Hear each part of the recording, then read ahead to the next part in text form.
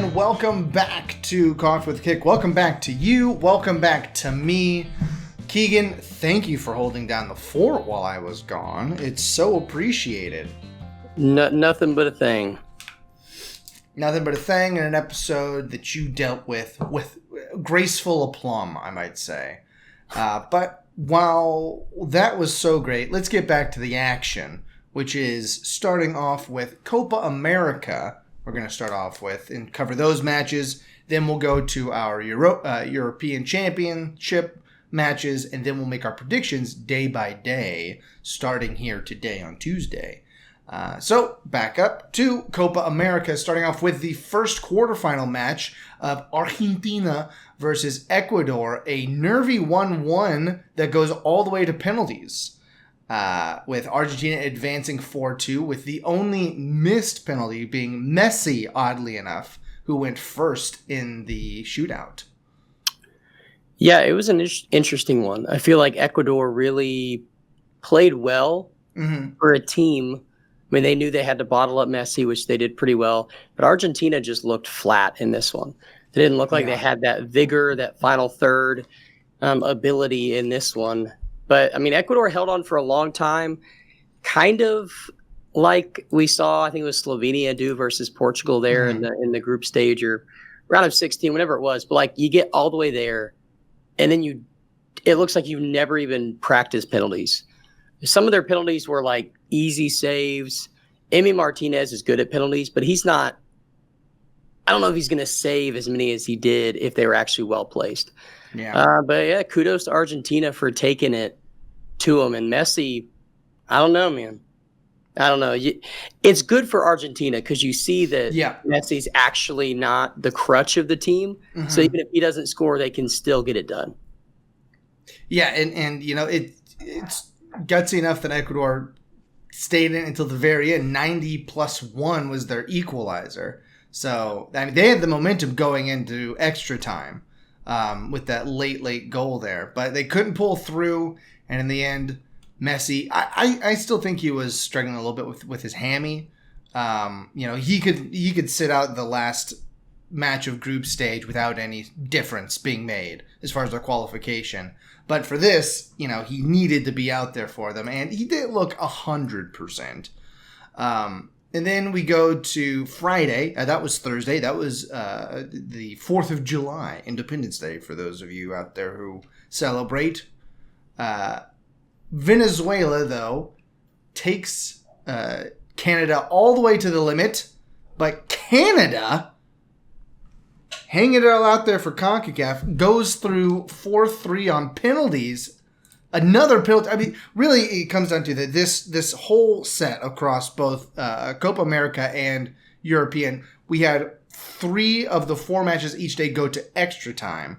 3 of those matches for Copa went to penalties, and 2 went to penalties for Europe. And now, not all the matches were equally entertaining or quality, but they were interesting nonetheless. With Canada going up early, then holding off Venezuela only until the 64th minute, and then finally they win 4-3 in penalties, going to 6 penalties in total. Yeah, this one I feel like Venezuela just did not assert the type of play they wanted to. And really, I mean, their goal was just poor goalkeeper awareness and situation.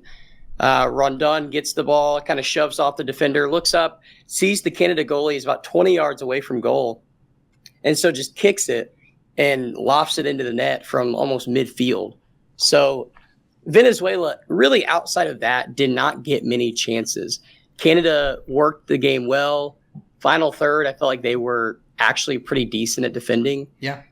This was probably the first match I felt like Canada played up to their potential. But even so, they still held on.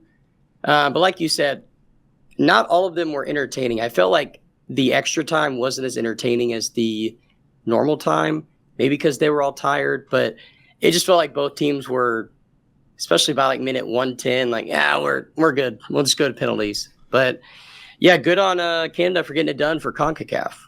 Hey, and we'll see if those do they call what do they call themselves? Are they Mounties? Do they call themselves that? Are they the Canucks I have no idea. I have no idea. I don't know. We're the Yanks. Mexico's El Tri. Canada, I'm going to call them the Mounties. I don't want to look it up. But then we go to Saturday, where Panama did not show out. They got swamped and swarmed and stomped 5-0 by Colombia in a match that bodes well for Colombia, I suppose.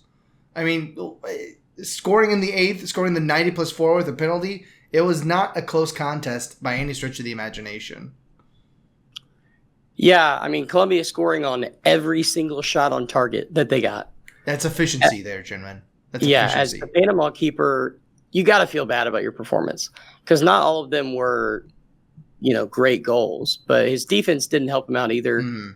But, yeah, it just kind of felt like Colombia at halftime knew they were going to win. They played more defensive in the second half. But I felt like this was going to be a blowout. I didn't feel like Panama had anything on this match. This could have been the U.S. May have been a better game. But again, we're at home, and we get to watch Panama get crushed by Colombia. Yeah. And I don't know. I think we would have fared better. I still don't think we're going to beat this Colombia team, though. They are now 27 games unbeaten. So that's decent. That sure they're is 9 decent. Off from the Argentina record.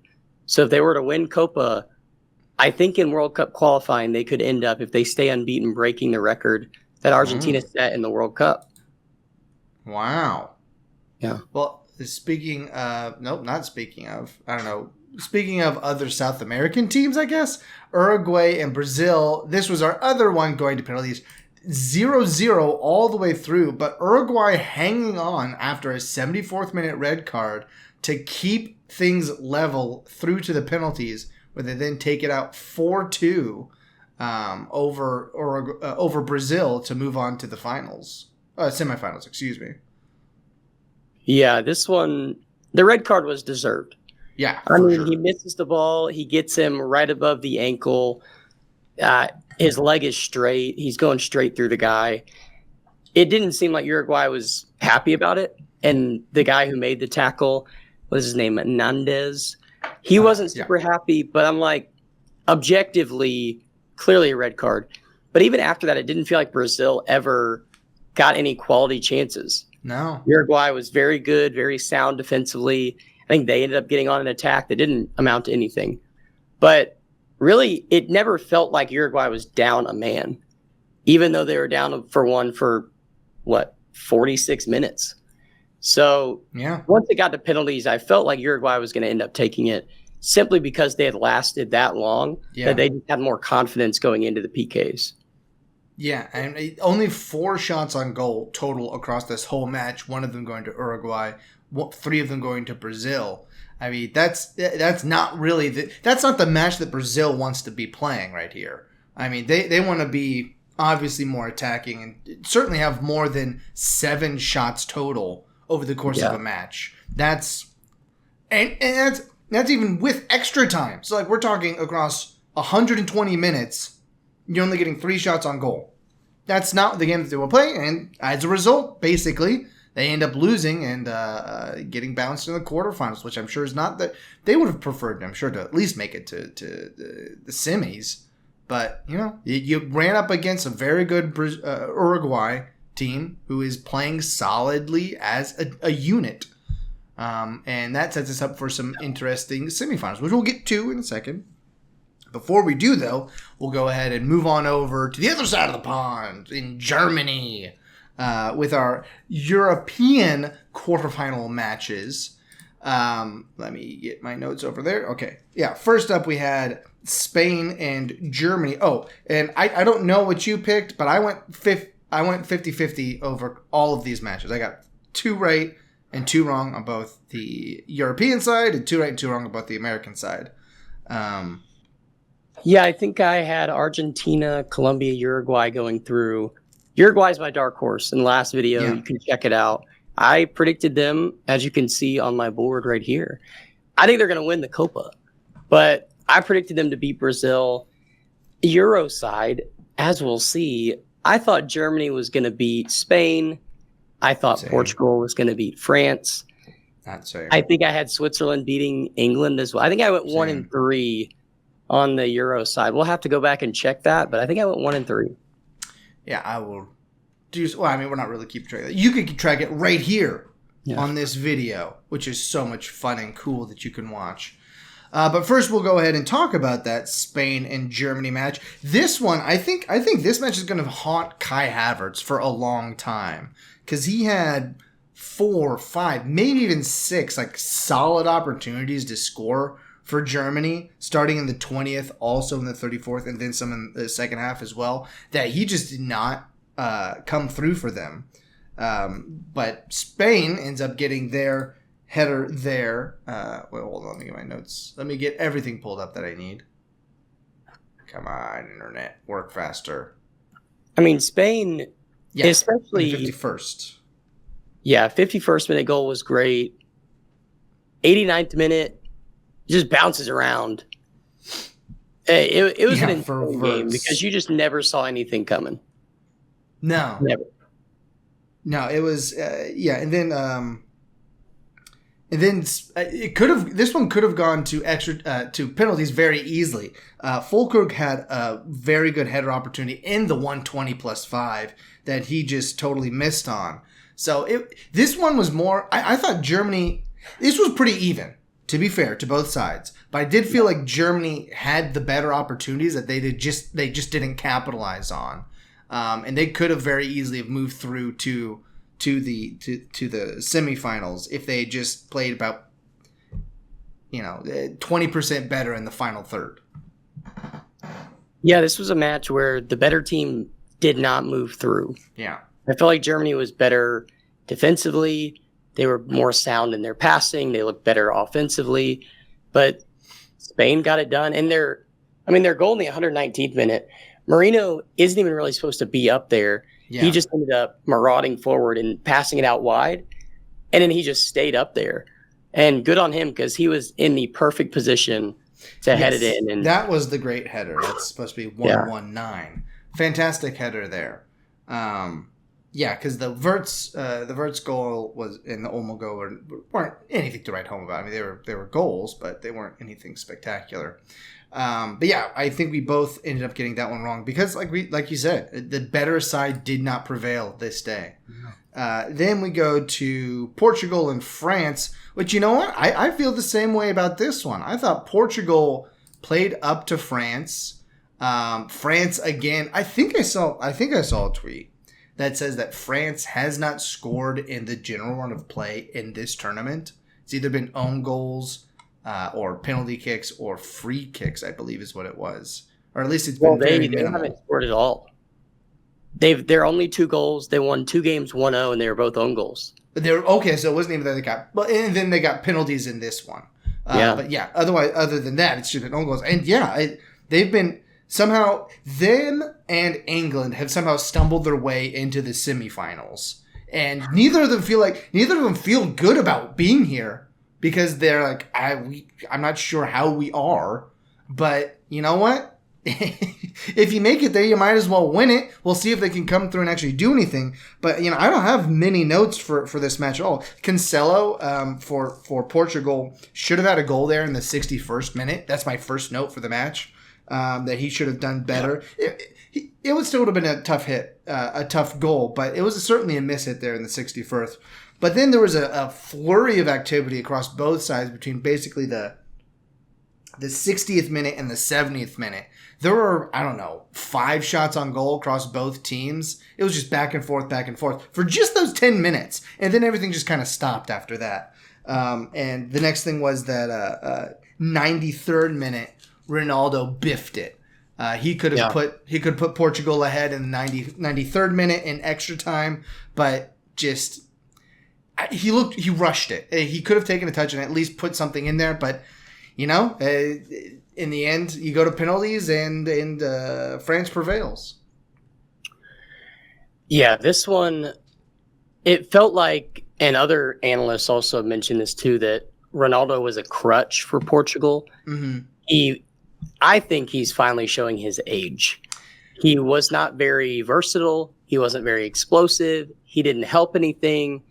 And maybe it's playing in the Saudi League. Maybe it's not. But it was almost like he was hoping that something would be served to him on a silver platter at all times. And he wasn't trying to create like he has in the past. It's the ongoing comparison, right? Who's Ronaldo always paired with? Messi. These two teams are operating very differently with their aged superstars. Yeah. Portugal is still relying on Ronaldo quite a bit, and now they're bounced from the tournament. Argentina is using him as a decoy almost in a lot of situations, and they're now through to the semis of their tournament. So it's not France. They made it through. I mean, you picked them to win the tournament. They have not looked like they would win the tournament in any game that they've played so far, but they're still in it. They're still in it, maybe. They're still in it somehow. Yeah, and then from there we go to the other underperforming side that somehow is still in it. England and Switzerland. England and Switzerland, which was our other penalties match for Europe. In this one, what does that say? Yeah, in this one also, there was not a lot of action. Not a very good match. This was not a very good match at all. At least there was some action in the France and Portugal one, none converted. But how many shots on goal were there in this match entirely? I mean, there couldn't have been that many. The first note I have is from the 75th minute. 6 total. 6 total shots on goal. Yeah, it felt like it. It was not a great match to watch. On the 75th minute goal there for Switzerland, the ball just somehow kind of came through to Mbolo. And then the 80th minute. Saka's goal was nice. It was nice. It was well placed. But he just kind of like flicked at it. He just kind of pushed it out there. And the goalkeeper caught it very late. Didn't even make a reaction towards it. And he tucked it far post. And it was enough. It was enough. Yeah, this one, I felt really good. I think I predicted Switzerland to win 2-0. I was feeling really good because they came out, established their defense, and then they ended up getting a scrappy goal like I thought they would. Yeah. And, yeah, you hate to see an outside of the box bender be the reason why you go into PKs and lose. But England needed something. Saka gave it to him.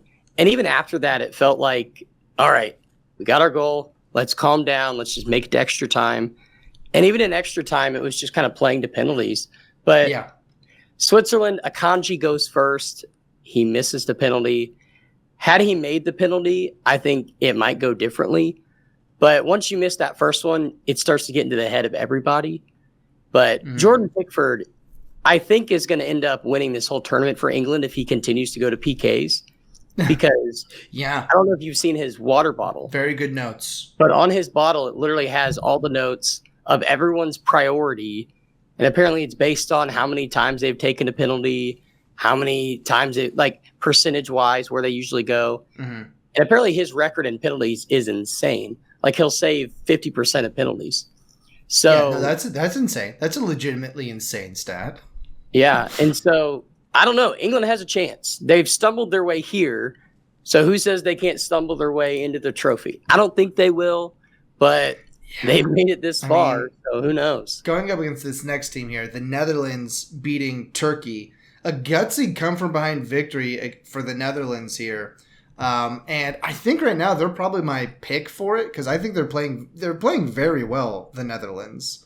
Gakpo might be player of the tournament. I mean, his goal here got transferred over to an own goal for the go ahead there. But they're playing Turkey put on a good showing. I think Turkey could have beaten England or France if they had matched up differently because Turkey was they came ready to play. Let's see my notes for this one. The 35th minute goal for Turkey was a recycled header, a recycled corner kick that there were 3 Turkey guys on the back post and one of the central defenders for the Netherlands played them all onside. And it was a beautiful lofted cross that any of the 3 of them could have put in. Ended up being Samet Akaydin. But then 70th minute, another strong header there for De Vries. DeVry, probably. DeVry. Yeah. And then the 76th minute, it could have been a Gakpo goal, but it was indeed a own goal in the end. And then right as time was about to expire, 85th minute, number 15, who is that? Van de Ven, who I called out in our Premier League wrap-up as one of the signings that saved the equalizer. I mean, he was alone there. Goalkeeper was out of position, having dived to make a previous save. He clears it, not quite off the line, but it was going in. You could consider it a goal line save pretty easily. But he saves it and puts the Netherlands through to the semifinals.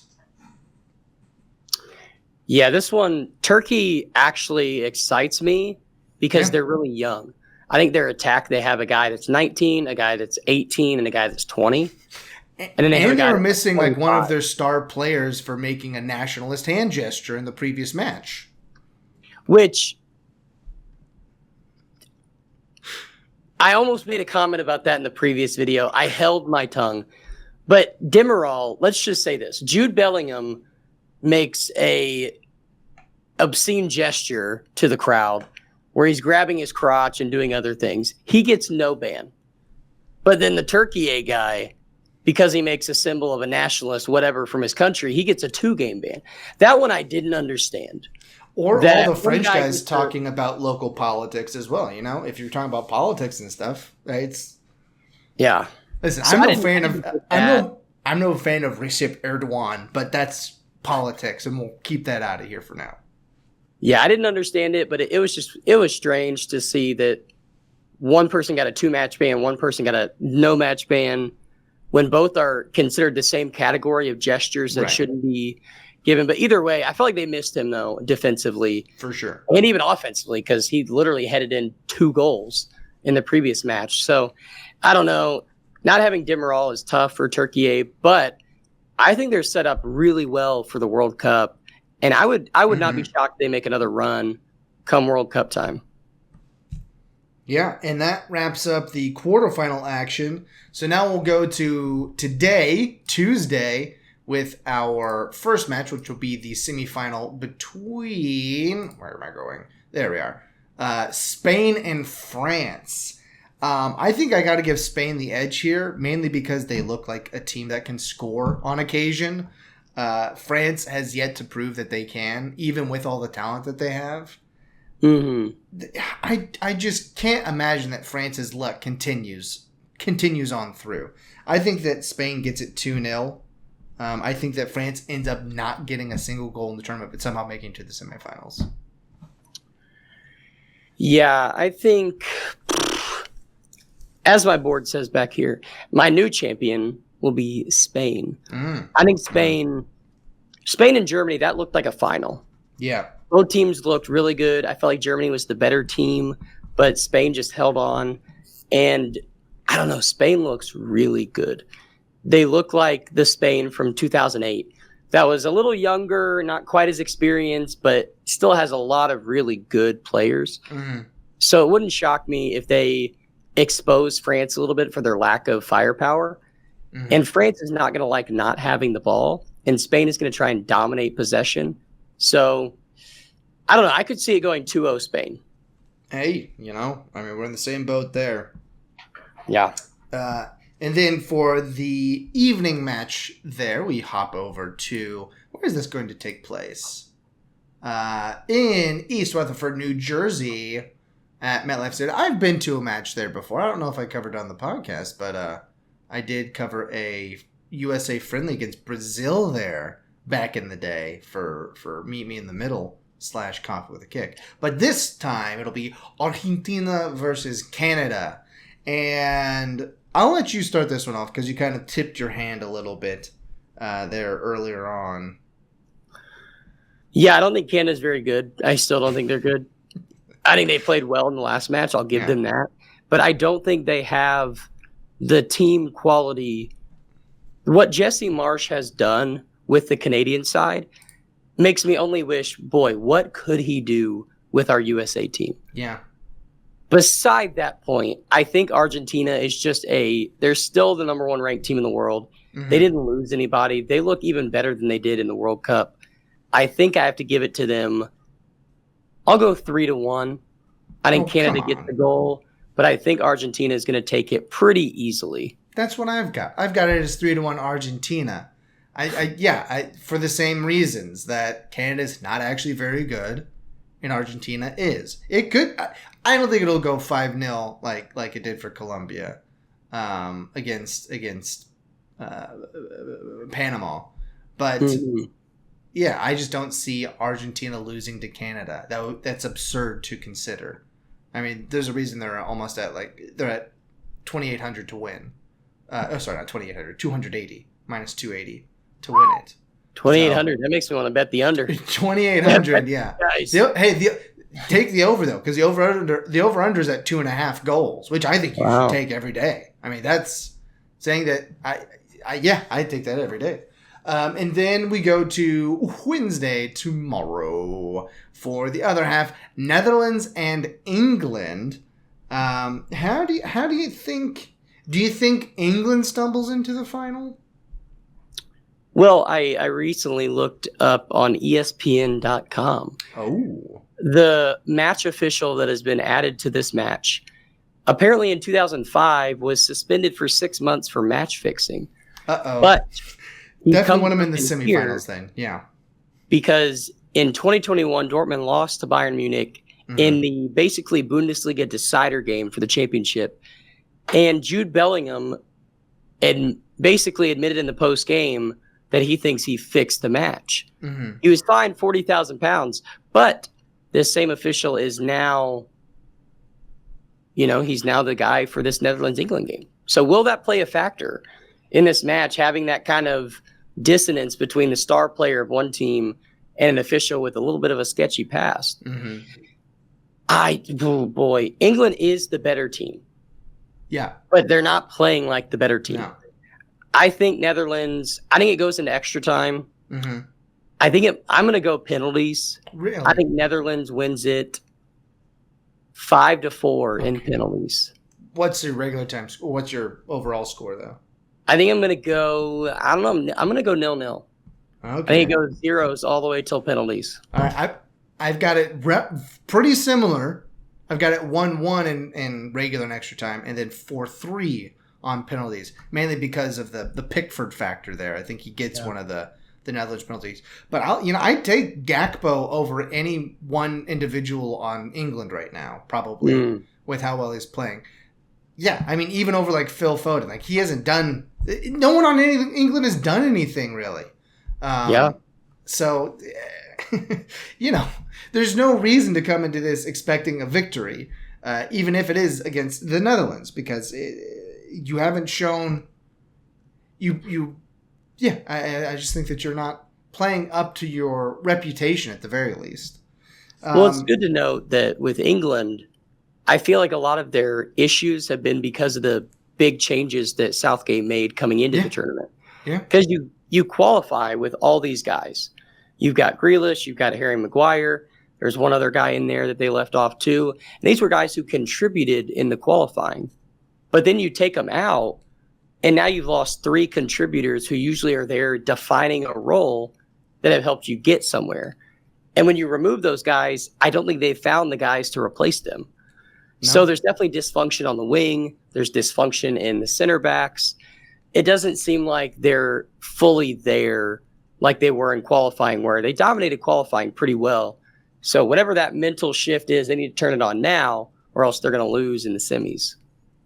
Yeah, I mean, Netherlands is no joke this year. And then probably to the best match across all 4 of these, Colombia and Uruguay. I think this one's got a really good. This one's in North Carolina for whatever reason, but it is the semifinal, second semifinal on Wednesday evening, Bank of America Stadium in North Carolina. This one's a toss-up as far as betting is concerned. And for good reason. Both these teams are playing extremely well in totally different styles. Colombia is really blowing people out of the water. Uruguay is kind of smothering people to death. So it'll be a clash of styles here in this match. And I think someone's going to win it 2-1. And I think it's going to be Colombia. But I could also see it going 2-2 and then in extra time, and then they go to penalties, and who knows who wins at that point. But I'm going to stick with my 2-1. I'll put 2-1 in extra time for Colombia. That's what I'll go with here. I think we've been doing this for far too long because now we're starting to be rational with our picks and pick the same. I'm going to go 2-1 in regular time. Okay. So I don't go extra time. I think Uruguay, that smothering we saw in the last match, Brazil is just as good as Colombia on offense. Right. I mean, high-flying wingers, good attack, and Uruguay stifled it. It was like Brazil didn't have any time. Uruguay, at one point, I was looking at it and analyzing it, and they were literally playing man-to-man defense. You do not see that often in soccer. No. But with Bielsa, they did that a lot at Leeds United versus Man City, Man U, Liverpool, which is why they would draw teams like that, beat teams like that. Because whenever you have big occasions, he's almost playing on the adrenaline of the players to get them to say, hey, we need to go all out. You got to mark this guy. This is your assignment right now. It'll be interesting to see how that red card in the last match dictates it. I think number 2, whatever his name is, Nandez, he's probably out for the tournament. Yeah. I don't think he'll come back in the finals if they make it. So I don't know how much of a miss he's going to be. But I think Uruguay as a team, they're smothering. They look like a mature team. They look like they know what their identity is. But like you said, Colombia, they're probably the most creative team right now. So it wouldn't shock me if they pull some strings and make something happen. But as my board says, I think Uruguay is going to end up taking the tournament. I mean, I said that in the last episode. I'll say it again. So I think 2-1, regular time. Uruguay beats Colombia. Okay, wait. I said 2-1 to Colombia, though, right? No, there you go. Just kidding. 2-1 Uruguay for me. Okay. We're not the same. You're making me doubt myself because I said it could go either way. But I'm pretty sure I said Colombia. That's what I intended to say if I didn't. Well, that's the right-in right now. Yeah, so just so that we're different, I've got 2-1 to Colombia in extra time. Oh, yeah. So Uruguay's mothering does do its job, just can't quite get the full 120. But yeah, I'm excited for that one. That one, I think, like I said, that one I think is the best matchup of these 4 matches, just because you have two sides who are like playing in form. Whereas, it's Argentina versus Canada for one of them, which is like, I mean, don't have much of a chance. I mean, you could, going into it, you don't expect it to be anything. And then France and England, we've talked about ad nauseum at this point, just not playing great and somehow finding themselves up in a semifinal. So this one, I think, will be the best of the bunch. But, we'll see. If we're wrong, leave us a comment. Let us know. Someone said, what's wrong with that guy's eyes in the previous episode? I guess he was just talking about the He was talking about your thumbnail. He was talking about the thumbnail where I was wearing these headbands over my eyes. Look, that's what's wrong with my eyes. Now, what's going on with my eyes today is that I just got back from camp, and that's just something that occurs. But yeah, we'll be back on the other side of this with a breakdown for that later this week. And then we'll be down to the finals. Quick note on... boy, did you see the announcement for our Olympic add-ons? I saw the initial roster. Yeah, as of right now, America is not taking it seriously at all because I don't recognize any of the names of the add-ons that we added for our team. So no Pulisic, no big defender. Well, I mean, Zimmerman's on there. Walker Zimmerman is on there, but he also didn't get any playing time in Copa. So none of the guys who got in there got playing time in Copa. So that speaks to something at least. Yeah, if I remember correctly, the Olympic soccer I've never loved once they changed the rule that it's almost like the Hockey World Cup where you can only have hockey changed it to where it's not only college anymore. But in the U.S. Olympic roster, we can only have, I think, 3 players over the age of 25 or 23. So it's like pretty slim pickings to begin with when it comes to our legit guys. But still some names. I was going to expect a Gio Reyna on here. Maybe, we have the other Aronson, but not the one that's actually good, Brendan. Not Brendan Aronson, yeah. So I don't know. It seemed like maybe there's not as much pride in the team. as there could be, because there's a lot of young guys who I thought would be on this that aren't. Right. Yeah, that's what my breakdown was as well. Just like, it doesn't look we're taking. We took Copa America seriously, so we're not going to take the Olympics seriously. And like with the difference in age groups, I feel like you could do both. But I also did not know this was our first appearance since 2008. Yeah, typically we don't make it. So I think that's just how the USA does it, is that we just don't care at all about Olympic soccer for whatever reason. I mean, I hope we at least medal in breakdancing. That's what I hope. Yeah, hey, we have Miles Robinson and Zimmerman. I recognize those names. I know that Busio is supposed to be decent. Paxton Aronson, Tanner Tessman. I think this guy Mihalovic, I've heard about him before.